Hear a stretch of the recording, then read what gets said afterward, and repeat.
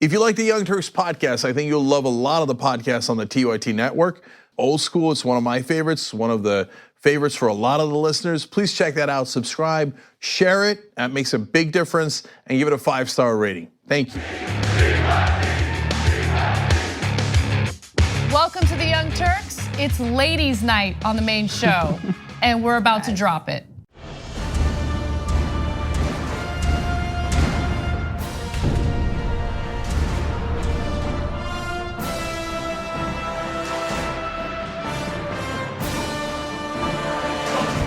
Have a great show. Anna Kasparian, Maytha Alhassen, and Ashlee Marie Preston. I'm super excited for today's program. I mean, I'm always excited, but this might be a historic TYT episode because both hours and both panels, all women. Legendary. Right? Yeah. And I just got to give you a little piece of TYT history. When I started working here back in 2007, there were a total of 5 people here. It was a small company, small startup. And I was the only woman for 5 years. And it's so crazy to see like how TYT's grown. I mean, of course, because of our members and the people who've supported us throughout the years, but how it's become way more diverse, both when it comes to gender, when it comes to ethnicity, nationality. Like I love it. I don't know, it's really cool to like reflect back and see it, so. September 13th, full moon, guys. Yeah. I think it's so awesome too because you all do it in such a natural way where it's not forced. Yeah. To where I was even talking to someone recently, and even me being a trans woman, to be able to add to the national conversation without my gender being at the center of the conversation. That's a very powerful gesture of allyship. So I'm here for it. Oh, thank you so much. I remember we had one moment. It was you, me, and Cenk earlier on when I was first starting to come on here, and we all realized we had a connection to Syria, and that was rare too because I'm usually the one Syrian voice, the one Arab voice, the one Muslim voice. So the fact that we had ancestral roots from the same place, again, is just a testament to the way that you're organically bringing voices. Absolutely. So let's get into the news today. I gotta be honest, there are some disturbing news stories in the first hour and a lot of right-wing violence that just kind of goes unchecked. And it's about time that people are held accountable for their actions because we're living in a day and age where right-wing shootings happen on a regular basis. That mass shooting that happened in El Paso, Texas was motivated by the anti-immigrant rhetoric that we're hearing from the right wing on a regular basis. So we're gonna get to all that. But first, I do wanna just do a little housekeeping, give you a few announcements, and then we'll move forward. Our very own Mark Thompson is behind a great movie. If you wanna learn more about it, go to GameChangersMovie.com. It is all about the product that a lot of us like to eat, which is meat. It's a revolutionary new documentary about meat, protein, and strength, featuring world-class athletes on plant-based diets. Again, it's called Game Changers, and you guys should definitely check it out. Again, to find more information about it, go to GameChangersMovie.com. I'm the vegan on the panel, so I like it up. I'm flexitarian vegan. Flexitarian? Yeah, vegan, yes. Well, I'm not vegan-jellical, so I'm not the kind that like judges people. Yeah. Like I know about, Mark is the same way, which I really appreciate because he's taught me so much, and he's slowly and in a very friendly way pushed me in a certain direction that I think wouldn't happen if someone is coming at me from a more judgmental place. It's more of a, hey, I'm understanding. I used to be in your situation. Like Cory Booker, he talked about it last night at the debate when they asked him about his vegan diet. Exactly. And you wouldn't have known unless he was asked. And this is a big movie. I have heard of it in months prior, but I didn't know Mark was involved with it. That's amazing. Arnold Schwarzenegger, Jackie Chan, James Cameron, Chris Paul. A lot of interesting people are behind that film. Also, an announcement that I've made several times on this show because it's one of my favorite partners at TYT, Aspiration. It is a financial institution that will not invest your money in the fossil fuel industry, and they pay you interest on your savings account. Please check them out. They're FDIC insured. Go to aspiration.com/TYT. And finally, this weekend, I'm gonna be on CNN again, this time on Frederica Whitfield's show. So please check me out at 1 p.m. Eastern time, 10 a.m. Pacific. I'm really excited to have a conversation. I believe we're gonna discuss the presidential candidates on the Democratic side, obviously, and the performance on the debates yesterday. So. I love that they have a taste of you and Cenk and they can't get enough after that. We'll see, I hope so. I mean, they've been incredibly kind in allowing us to share our point of view, and it's unfiltered, and it's not something you often see in cable news. So I'm really grateful for that. All right, so let's get to a disturbing story. A hashtag urging people to boycott ABC is trending on social media following an ad that actually aired on a Sinclair-affiliated ABC station in Washington, D.C. The ad features a photo of Alexandria Ocasio-Cortez, representative from New York, and her image is burning. There is a comparison to her political ideology to genocide in Cambodia. And just to give you more information before we toss to this ad, it was paid for by a right-wing political action committee, and the political action committee is founded by a failed congressional candidate. Her name is Elizabeth Heng, and it is incredibly disturbing. So I want to give you that warning before we watch. And with that said, take a look at this disgusting, defamatory ad. This is the face of socialism and ignorance. Does Alexandria Ocasio-Cortez know the horror of socialism? My father was minutes from death in Cambodia before a forced marriage saved his life. That's socialism. Forced obedience, starvation. Mine is a face of freedom. My skin is not white. I'm not outrageous, racist, nor socialist. I'm a Republican. Oh, you're not outrageous. Okay, so let me give you more details on this ad before we open it up to the panel. So during the first commercial break in the 3-hour marathon debate session, viewers in Washington, D.C. were treated to this 30-second spot that opened with this photo of AOC. Also, AOC, I didn't know about it until AOC had tweeted about it. This was last night during the debate.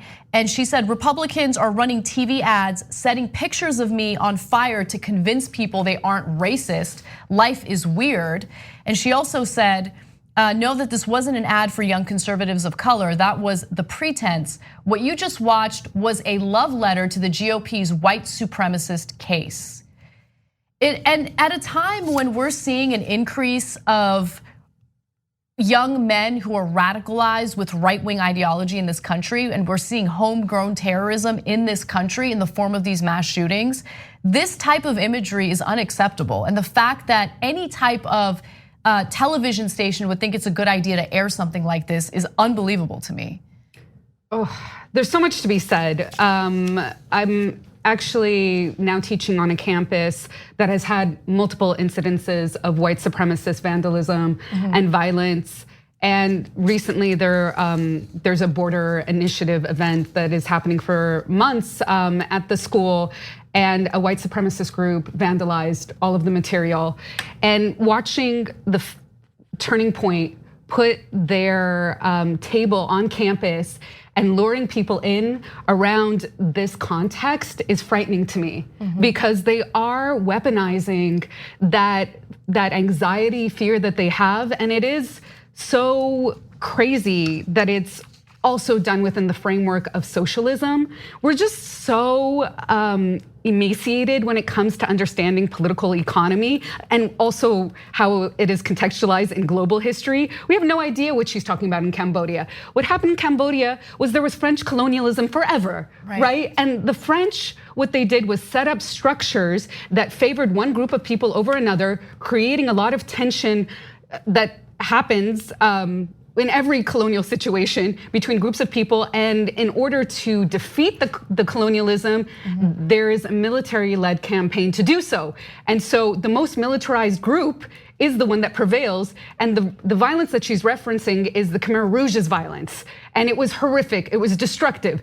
It wasn't because of socialism, it was because of that historical root. And also, the modern nation state is a violent entity, but we have no context to understand that. That's one thing. And two, it's just, they're also presuming racism by outwardly saying, her saying, I'm not white, by the way.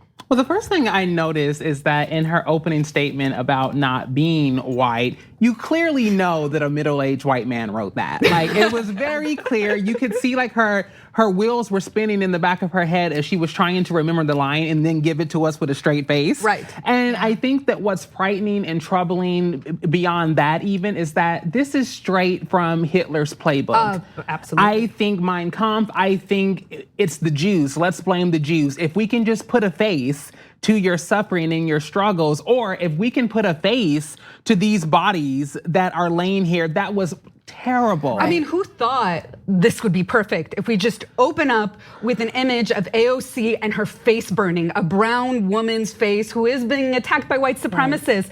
And we already know that when Trump retweeted a video of Ilhan Omar talking about 9/11 and contextualizing it for people, in the background there was an image that had the slogan of an organization called Council on American Islamic Relations, Los Angeles, and it was in the background.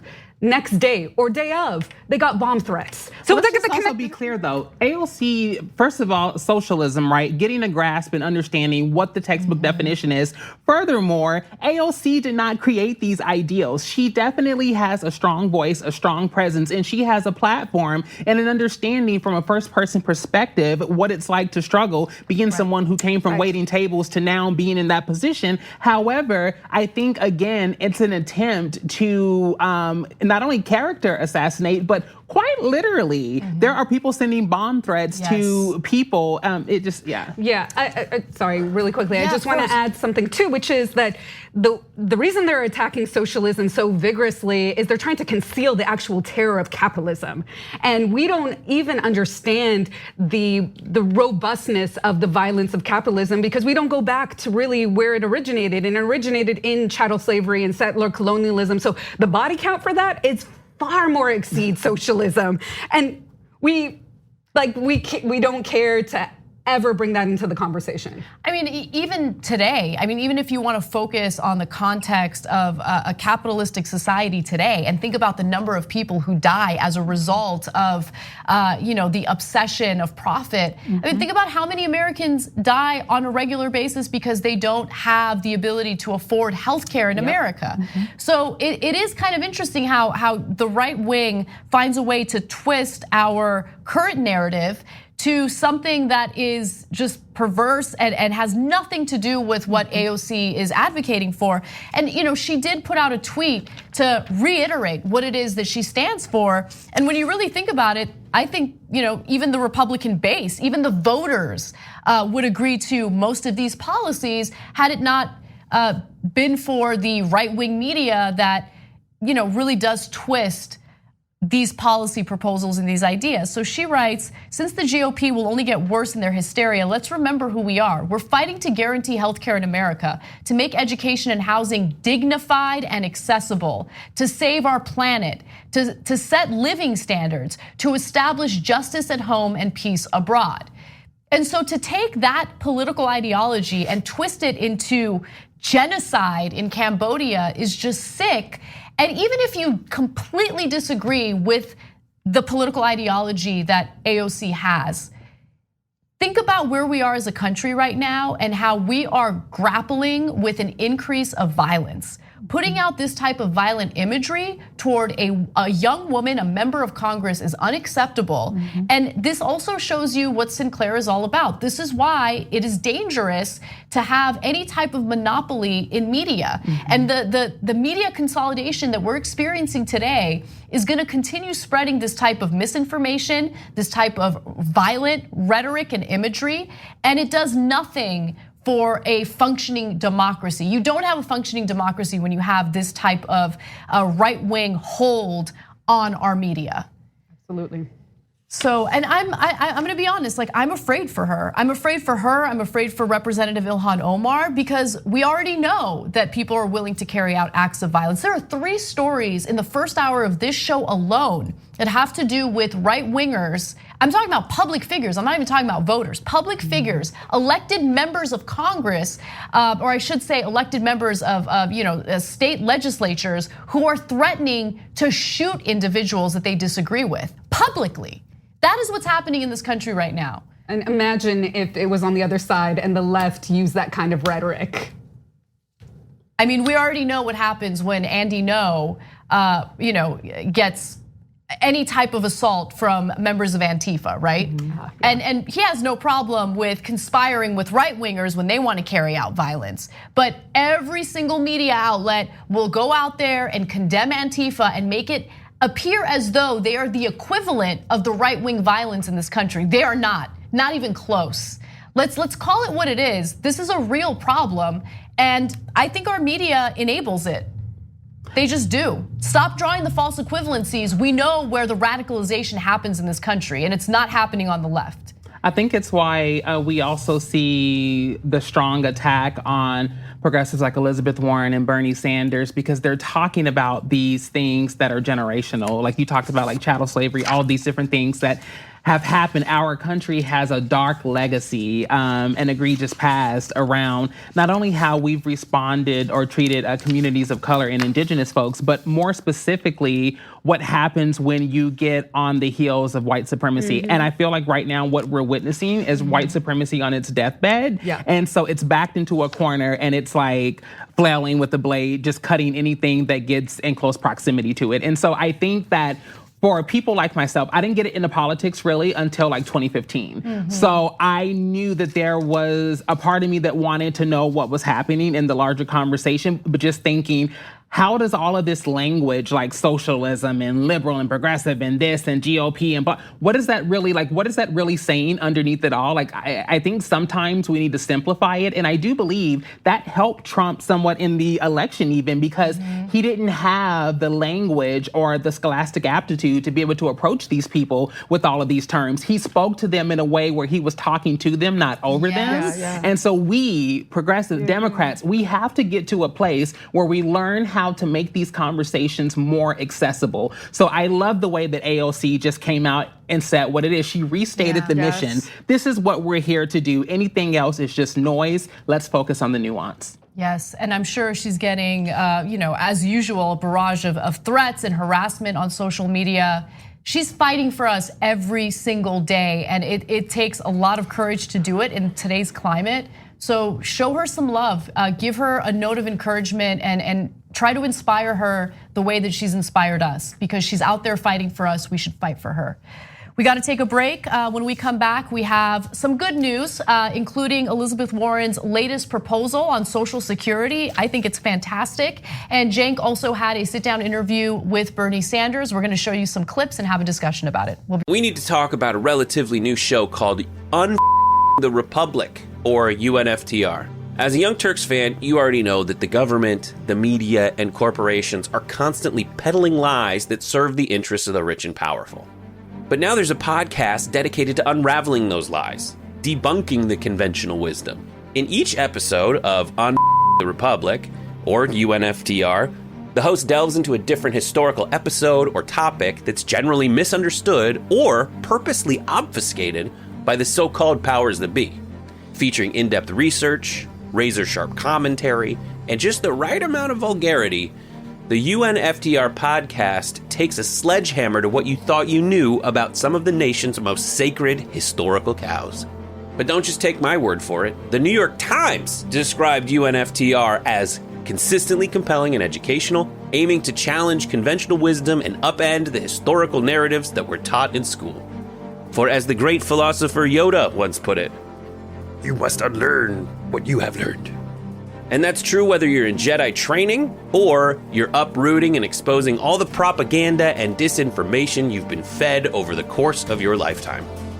So search for UNFTR in your podcast app today and get ready to get informed, angered, and entertained all at the same time.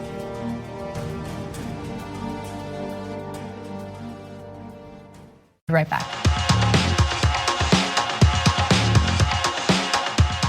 Welcome back to TYT. I want to get straight into the rest of the news so we don't run out of time. And we're going to start off with Elizabeth Warren. Elizabeth Warren has proposed her plan for Social Security. In fact, she'd like to give Social Security recipients a raise to the tune of $200 a month. She was quoted as saying, "It's time Washington stopped trying to slash Social Security benefits for people who've earned them. it's time to expand Social Security. And let me be clear, we've certainly earned them.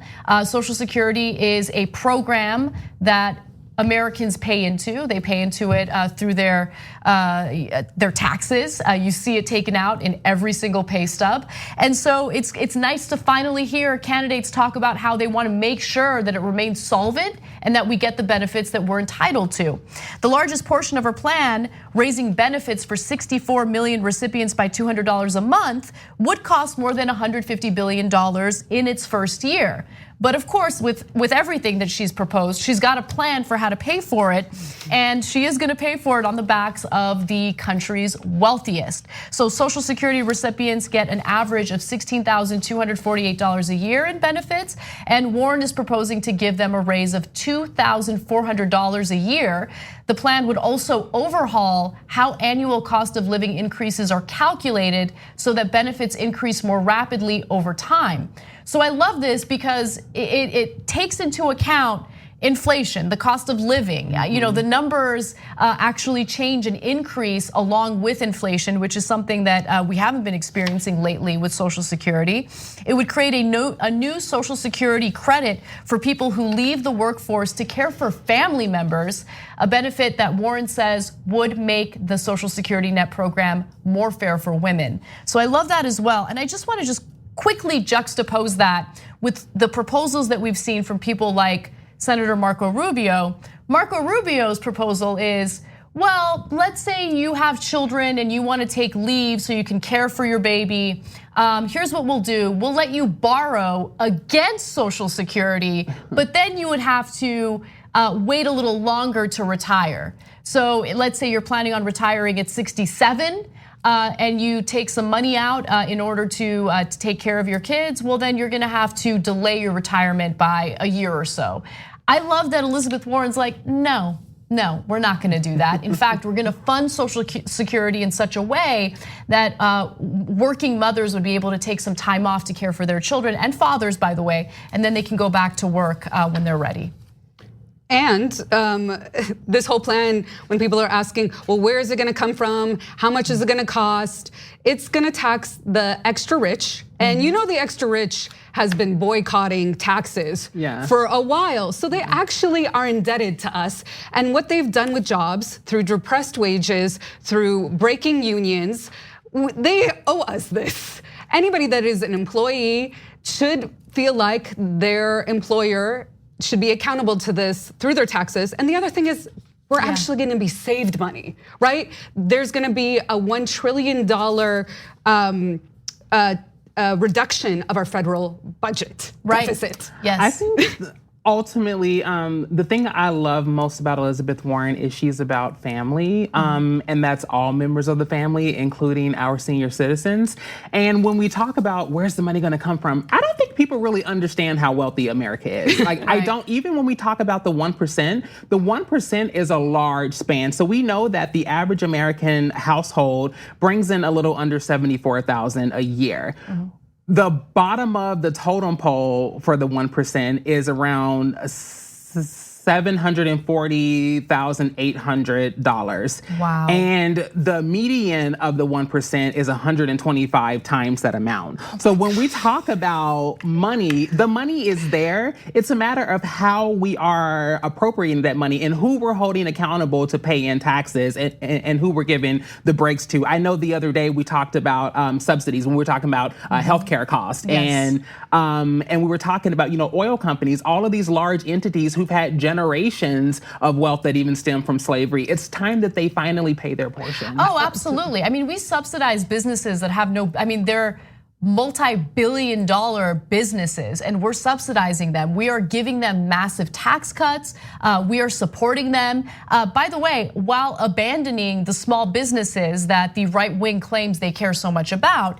And just to give you some details on how the taxes would look in order to fund this increase in Social Security benefits, Warren would impose a new 14.8% payroll tax on individuals who earn more than $250,000 a year to be split by workers and their employers, and a 14.8% tax on investment income that would apply to the top 2% of earners. So this is very much a tax increase on the most privileged people in this country, the people who earn the most, the individuals who received a $2 trillion tax cut under the Trump administration. And again, this is a very bold proposal. I think this is a type of, this is the type of proposal or type of policy where Elizabeth Warren shines. Yeah. This is the kind of stuff that appeals to a lot of voters because it's all about redistribution of wealth and making a system or creating a system that's far more fair for the average American worker. And it's sustainable for generations to come as well. So it's like a complete overhaul of the system, like not just status quo, but actually looking at how we can move our country forward. Right, because we have a solvency problem. We might not have Social Security if we don't do something to dramatically, economically restructure the program. And the funny thing is, whenever it comes to social programs, we always ask, where's the money gonna come from? When it's the military, when it's corporations, we never ask that question. We didn't ask that question after the banks caused a massive recession in 2008. That wasn't ever asked. It was, are we gonna bail out banks or not? But no one ever said, where's the money coming from? I don't even feel like there was much of a debate about whether or not they should be bailed out. We were told by our lawmakers, they're too big to fail, we're giving them a bailout. It was more an announcement than a debate. And so finally, I think we're at a point where the average American voter is thinking, when do we get taken care of? When do our tax dollars actually go back to making our lives a little better? And I wanna remind you of what we're dealing with if we don't elect a progressive candidate as president. We're gonna get more of Donald Trump. And what does Donald Trump wanna do? Well, I'm gonna show you, this is graphic 8. In the budget proposal that the White House released in March, Trump called for a $26 billion reduction in spending on Social Security programs, including a $10 billion cut to the Social Security Disability Insurance Program, which provides benefits to disabled workers. So remember, he campaigned as a populist. He claimed that he wouldn't touch Medicare, he wouldn't touch Social Security, but then he turned around and proposed the exact opposite. Absolutely, it's despicable. It's despicable because he gets away with it too. And people are not checking for him. His base is not holding him accountable to this, and he's gonna run free and do whatever he wants because guess what? If it doesn't affect him, he doesn't care. He feels like he's beyond reproach, and I think that that's what we're seeing an uptick of. Like it's always been there, but I think now it's just the unapologetic nature of it all, like in our faces. In fact, it's going back to the whole like Hitler strategy. It's part of wearing us down mentally so that we're so exhausted when they make the big move. Well, but this is what's so crazy too, though, is that Hitler actually had Social Security programs that were enticing. That's terrible. That's terrible. So he's worse than Hitler because he's not giving them anything, and they're just settling for a wall. That's actually all they're settling for. A wall that they're going to fund through their tax dollars, right? Mexico's not paying for it. Money has been diverted from other government programs, including FEMA, in order to pay for this hate monument, which will do little to nothing when it comes to dealing with our immigration issues. We have immigration issues, but this is not the right way to handle it.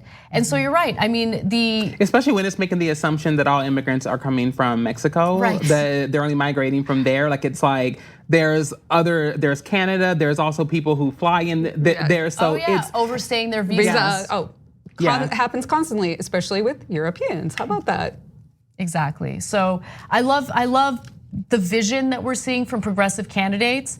But what is the action? I think that's what I'm waiting for. What is the action going to be? And it's why I feel, although like I'm not gonna lie, sometimes Bernie supporters can be a bit toxic and a bit much, but Bernie himself, between Elizabeth Warren and Bernie, we need to get bigger ideas. Absolutely. And look, I know what you mean about some of the voters, but I gotta be honest with you, I don't think it's unique to Bernie, because I'm seeing it with supporters for almost every other candidate, where, look guys, you can't take critique of the candidates as a personal attack on you. And it's not a personal attack on them either. We need to have debate and discussion about the different policies.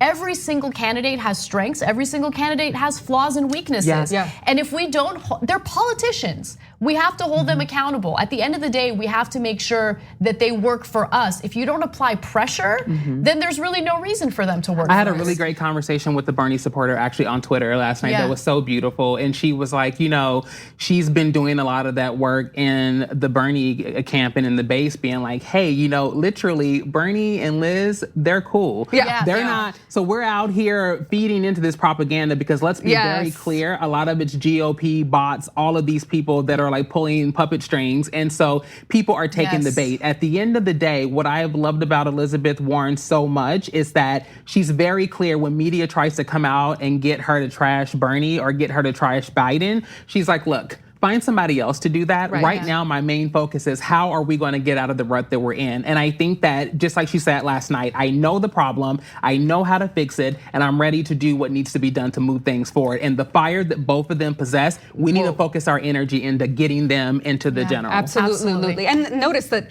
they don't attack each other. This is not a real. It's a smart strategy. They've never done it, and maybe if there's substantive critiques, they exist, but I haven't even really seen them go after each other at all. Not at all. It's always been the surrogates, from when Susan Sarandon and all these folks are like, this, and it's like, we already have enough of that in the White House. I thought the whole idea here was to replace the energy that we have in the White House. And so we don't change that by becoming a left version of the right. And if we're not careful, we're going to lose everything. I totally agree. We can't be out here risking it all over like tweets and memes. And we really have to get serious about this. About somebody who could potentially be worse than Hitler. Yes. So let's move on to Cenk's interview with Bernie Sanders because it was pretty fantastic.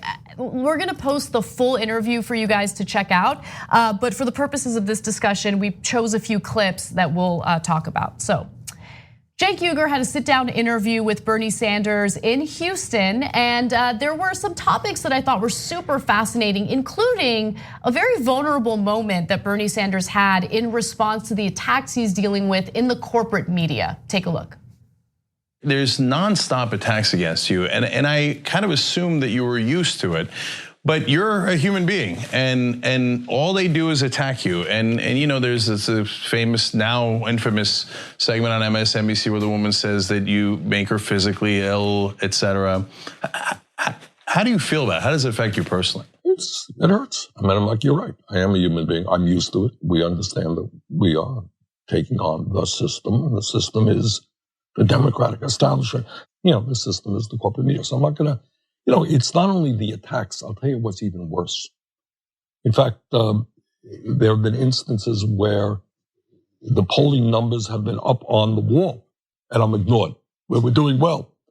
It's like there's an attempt to make our views invisible for the exact reason that you said. They are popular views. But the idea that we can take on the insurance companies that have healthcare for all, the idea that we could take on the drug companies, the idea that we could take on Wall Street, is that even within the realm of discussion? You got 6 financial institutions that have assets equivalent to half of the GDP of America. Do you think that's an issue we might want to talk about? The need to break up the banks so they don't do what they did 11 years ago? All right. So it's more than the attacks is the attempt often by the mainstream media to kind of make us invisible, that our issues are not important. I am not important. And I'm not going to tell you that does not hurt. It does. I thought that was a great answer because a lot of people, myself included, sometimes forget in the heat of the moment that the people that we're having discussions about are, at the end of the day, people. Mm-hmm. And I don't consider Trump part of that equation. He is just so incredibly cruel and divisive disconnected. Yeah. But just for the purposes of the Democratic primary, these are people who do have emotions, who do have their vulnerable moments, and every time I watch these debates, I mean, even last night, the exchange between Julian Castro and Joe Biden, the stuff about Biden's memory, it made me a little uncomfortable. Even though I think policy is fair game, go at it, you get passionate about it. The personal attacks, you get it from other candidates, but the media is just insane these days. Well, it's counterproductive too, because I even had that critique one time of like Buttigieg, even when I was like, all of these like cute little jabs that are kind of ageist, be very careful, because most of the people who are actually turning up at the polls, like who are voting, are that same demographic. And so like when we take these kind of like, I know like in the moment it's very like entertainment based, but really being mindful of who it is that you hope to represent and being sensitive to those narratives and those experiences. Yeah, absolutely. Definitely. And Bernie is also somebody who's taken the ageist jabs too. What I love about what he said was that it wasn't necessarily about him. It was about how corporate media is delegitimizing the concerns of the population that he is representing, which is a significant portion of Americans. And what Cenk was talking about too, is they don't understand what it means to be a populist candidate, to support the vision and the desire of a big majority of people makes him popular, and to discredit that by throwing up a poll that shows that he's far from the top shows or is insinuating that people who appreciate or are invested in Bernie's vision, their issues and desires don't matter either, and they're a far shot from the top. But that's why one of the biggest thumbs up that I saw of the night it was toward Elizabeth Warren. They were assessing her strategy in in all of the debates so far.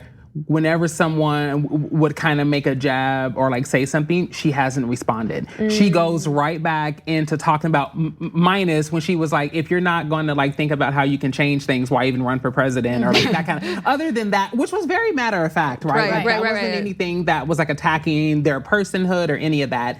But I do think that there has to be, for someone to take on Trump, they're going to have that resilience, like that extra something that's like, you know what?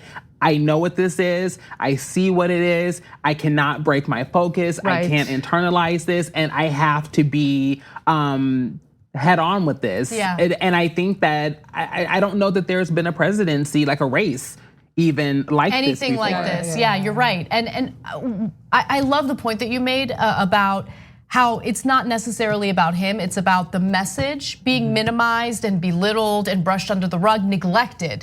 And imagine, you see how certain candidates are rising in the polls. You see how the message from progressive candidates like Bernie Sanders is really resonating with the voters.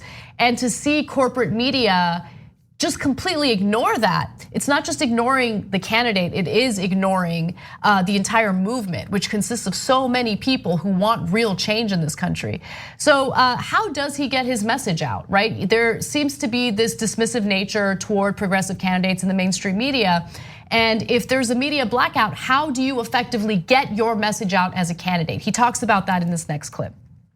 How do you get to the American people when there's this wall between you and the message you're trying to get out? And that wall is the media saying, honestly, an alternate reality, like Kellyanne Conway talks about. Right, Jake, this is clearly one of the problems that we're having. I don't mean to be overly dramatic here.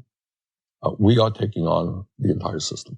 That's what we're doing, and I'm not a child, and believe me, my wife and I talked about whether we want to run for months up and down. Should I do it? We understand. It's not surprising. We are, from the corporate media's perspective, it's not only negative stuff. It's often making us look invisible. We're not there. And I'm not going to tell you that it's not hurtful and it's not difficult, but the corporate media is part of the problem. So the way we do it is we have, I think, by far the strongest social media presence of any progressive candidate, any Democratic candidate. And by the way, Donald Trump is nobody's fool. He is incredibly strong on social media. With 60 million people on Twitter. That's just extraordinary. And we appeal to the progressive media like yourself, Tom Hartman, and other people. And I really do respect that, because both Bernie Sanders and Elizabeth Warren have made a point to not only try to spread their message through traditional media, but they immediately go to independent news sources such as the Young Turks. I know that Bernie Sanders just had an interview with Kyle Kulinski. I mean, it's so important to kind of break through and break out of the traditional media model because so many young people have cut the cord and they don't rely on cable news for their information. They do go online, they do go to social media. So I love the fact that they're savvy enough to, not necessarily bypass, but if there is a media blackout when it comes to corporate press, they're like, well, there's a giant audience waiting for us in new media. And well, also doing it like the old school way by pitch and carry, or like, actually showing up. That was one of the most attractive qualities about Warren's campaign that I loved more than anything. First of all, I felt really ashamed of myself. I was like, this woman is like twice my, and is out there working it, wearing it out. She's standing in these long lines, taking photos with everyone who wants to take one. And at first, by first glance, you're like, okay, we get it. Like she's trying to appeal to social media selfies and all that. It's that one-on-one interaction. And one of the main reasons why I met with most of the candidates before I made an endorsement was because I knew that there is something indescribable about sitting across from another human being, looking them in their eyes and receiving the energy and the promise from them directly that sticks with you. And so the answer to that is when you can't break through to like corporate media, you definitely rely on the Young Turks and independent media in general, but you also hit the ground running. And we saw them, Warren's team do that in Kermit, West Virginia. We saw them in like Iowa, all of these smaller places. Right. One thing I wanted to just quickly add to buttress that point is, there was a story recently about how many of the Democratic candidates who had taken a pledge to avoid big dollar donors and all that, they've given up because they realized, all right, there was like an initial burst of small dollar donors, but our campaigns kind of fizzled out. We're not able to raise any money through this process anymore. So now they're going back to the old model. They're going to fundraisers. And what's fascinating about that, and Jeff Weaver made this point. Jeff Weaver is a longtime political advisor for Bernie Sanders. He said, look, when candidates aren't taking these big dollar donors and they're not going to these major fundraising events, they have time to go to rallies. They have time to connect with the voters, right? They have time to take the selfies, have these conversations. And I think that goes a long way in appealing to the Democratic base because they're not just talking. They're not just throwing policy out there and expecting people to figure it out for themselves. They're actually trying to connect with the voters. I think that's so important. Yeah, and while a strong digital game and digital organizing is powerful, you saw what happened with Obama, but Obama took, big money as well. 2008, but a strong ground game is actually how you connect to voters on the ground. So you know the concerns and you're invested in the stories that you hear. And Elizabeth Warren is somebody who has been on like 5 programs in one day, and Bernie Sanders is somebody who's been out walking a lot of his media train around him, 3 miles ahead of them. And so these folks who are in their, is she 70? I think she's 70, right? Elizabeth Warren. Yeah, she just turned 70, yeah. These folks in their 70s are outpacing everybody else. It's amazing. I'm shook. Like she's actually like on the ground, like not and doing programs and traveling. Right. Like even when they had to be down in Florida, she went to the encampment to actually see what was going on. Like there's just I think at the end of the day, we're seeing more value in social capital over monetary capital. Yes. And it's like, I appreciate that she's not doing big fundraisers with billionaires and doing all of that. We talked about this before, Anna and I, that in the general, that's a whole different story because it's like we need to be able to beat Trump. But I think right now, this is the moment where we connect with the actual voters. Yeah, and I do want to eventually have a longer discussion about that strategy because I am worried that if she makes it to the general, it might turn some voters off. I'm talking about progressive voters who really don't want to see the money influence our candidate, but that's a different discussion. It's a longer discussion, and unfortunately, we have to go to break. So let's do that. When we come back, we have more news for you, including more incitement of violence on At TYT, we frequently talk about all the ways that big tech companies are taking control of our online lives, constantly monitoring us and storing and selling our data. But that doesn't mean we have to let them. It's possible to stay anonymous online and hide your data from the prying eyes of big tech. And one of the best ways is with ExpressVPN. ExpressVPN hides your IP address, making your active ID more difficult to trace and sell to advertisers. ExpressVPN also encrypts 100% of your network data to protect you from eavesdroppers and cyber criminals. And it's also easy to install. A single mouse click protects all your devices. But listen, guys, this is important. ExpressVPN is rated #1 by CNET and Wired magazine. So take back control of your life online and secure your data with a top VPN solution available, ExpressVPN. And if you go to expressvpn.com/TYT, you can get 3 extra months for free with this exclusive link just for TYT fans. That's expressvpn.com/TYT. Check it out today. The right wing. We hope you're enjoying this free clip from the Young Turks. If you want to get the whole show and more exclusive content while supporting independent media, become a member at tyt.com/join today. In the meantime, enjoy this free segment. Welcome back to TYT. All right, so there is a theme in the news today, and it has to do with right-wing violence. By the way, Maytha Alhassen, Ashlee Marie Preston join in. I'm trying to hurry because I want to make sure we get to all of these stories. So let's get to Beto O'Rourke. Last night during the Democratic debate in Houston, Beto O'Rourke unapologetically defended his call for a mandatory assault weapons buyback program. And as a result, a right-wing state representative in Texas put out a threat against him.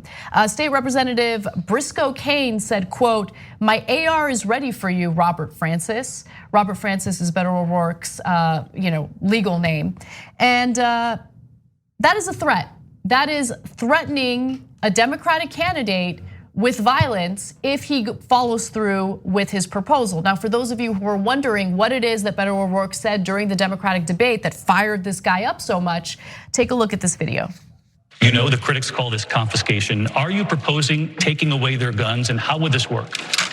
I am. If it's a weapon that was designed to kill people on a battlefield,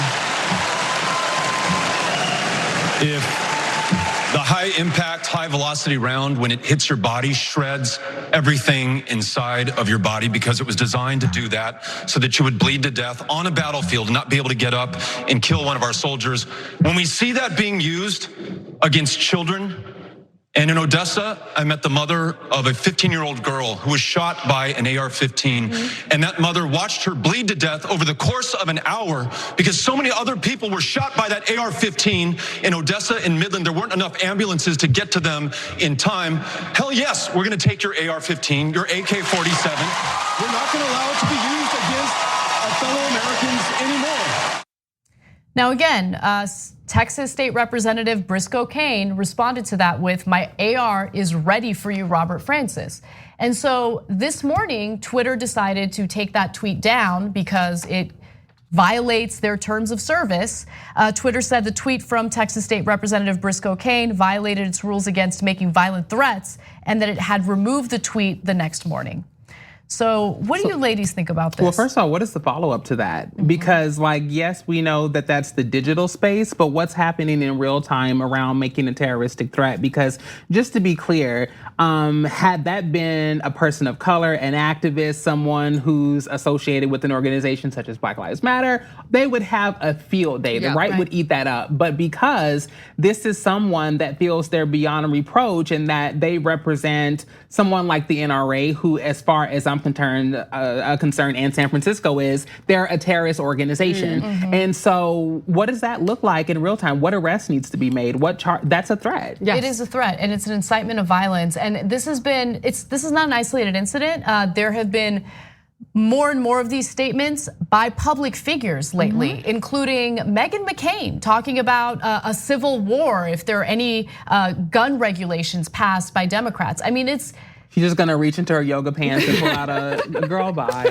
These people, I can't even. I'm sorry. It's just not. I just think that rhetoric matters, and inciting violence like this is unacceptable. It absolutely does. As I was saying in the break, I'm teaching my students in this Intro to Human Rights class at the beginning of the semester, torture and genocide. And the preconditions for that, guess what, are always rhetoric. And it's always about marginalizing a group of people and making the threat public and not suffering any sort of repercussions beyond deleting a tweet. You know, what was really interesting is that directly after the debates, Trevor Noah said, he commented on Beto O'Rourke saying this and saying, whoa, you're not afraid of them coming for you with their AR-15s.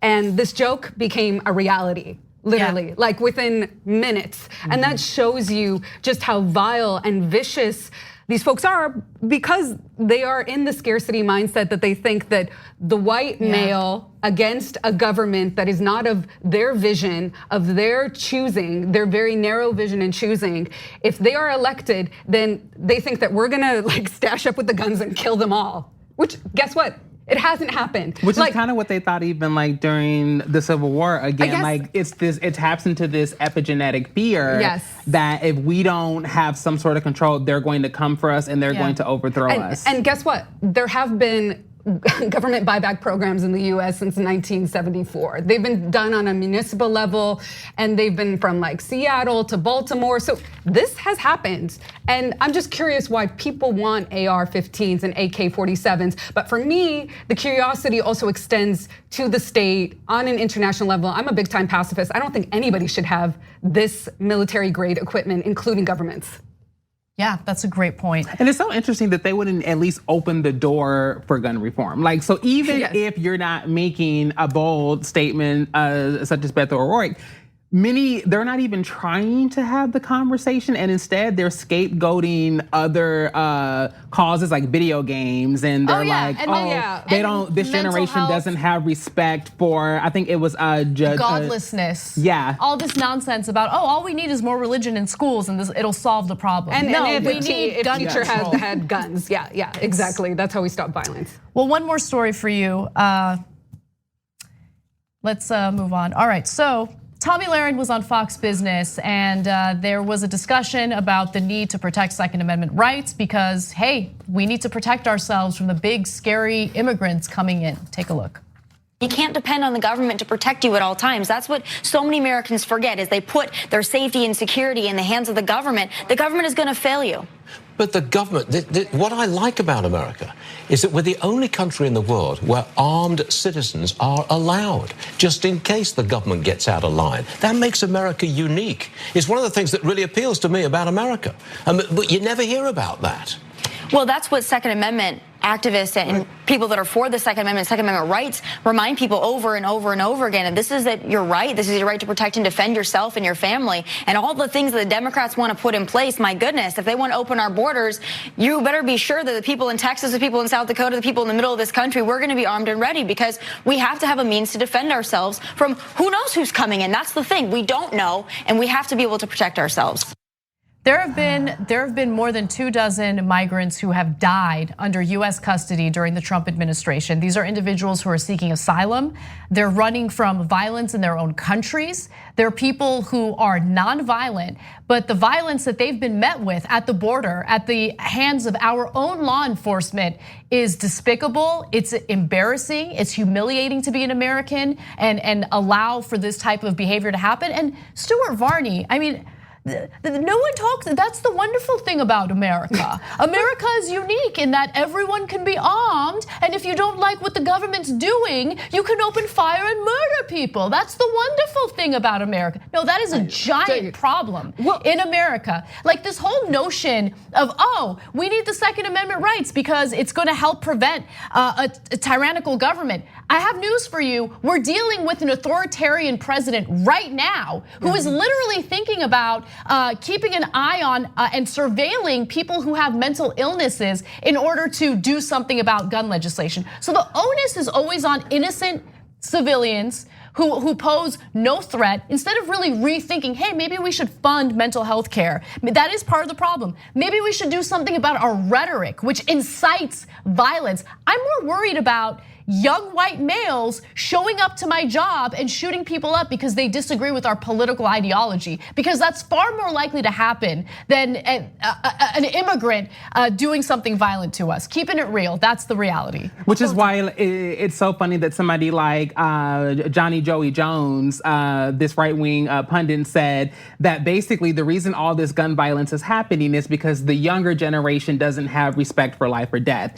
And I would beg to differ that it's actually the older white men up in Washington who don't have respect for life because they continue to line their pockets with money from the NRA. And more than anything, every time I hear Tomi Lahren, AKA Swastika Barbie, there is nothing about you that feels unsafe, or you wouldn't have left your throne of unseasoned food over in South Dakota to come here to stir up all of these issues and to continue to be a puppet to the propaganda and the patriarchy. Here's the facts, because you know me, I love receipts. I don't like to talk rhetoric. Yes. So what we know for sure is that within the last 10 years, there's been 1.2 million Americans who've been killed because of gun violence. Yes. What we also know is that every year there's 36,000 deaths. We know that there's 100,000 injuries. And we also know that 2017 was the deadliest year with 39,773 murders. Man, you do come with the receipts. Right. She really does. And that's an uptick actually of 16% from 2014. Yeah. So when we talk about what the real danger is, Swastika Barbie's right. We can't trust the federal government. We can't trust them to protect the lives of American people. Well, but yes, and thank you. That's amazing. But let's also be real. What are your ARs and AKs gonna do against a government that has nuclear bombs? Exactly. That is ridiculous. But you know, this is where the privilege plays into the whole story.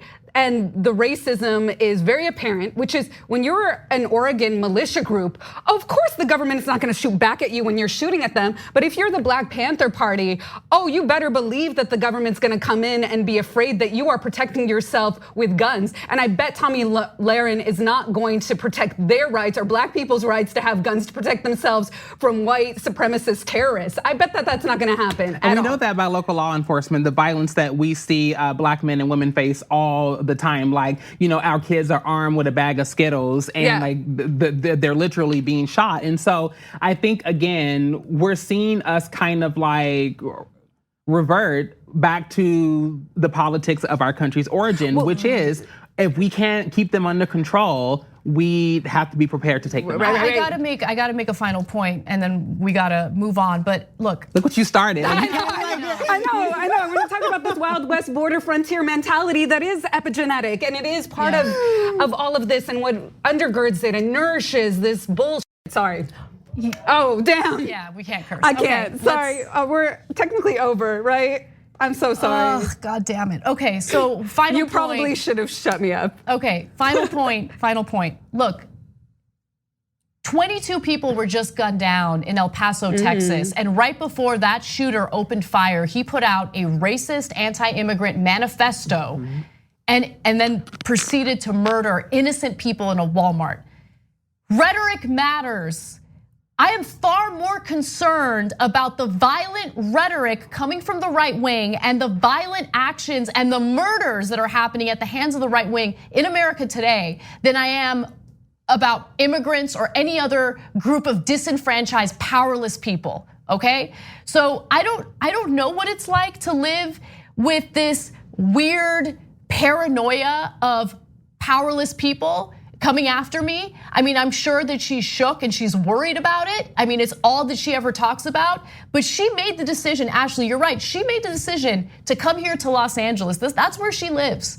And if you're really genuinely concerned about immigrants and you're genuinely worried about your life because you think immigrants are so dangerous, why would you go from South Dakota to LA, which is a very diverse place?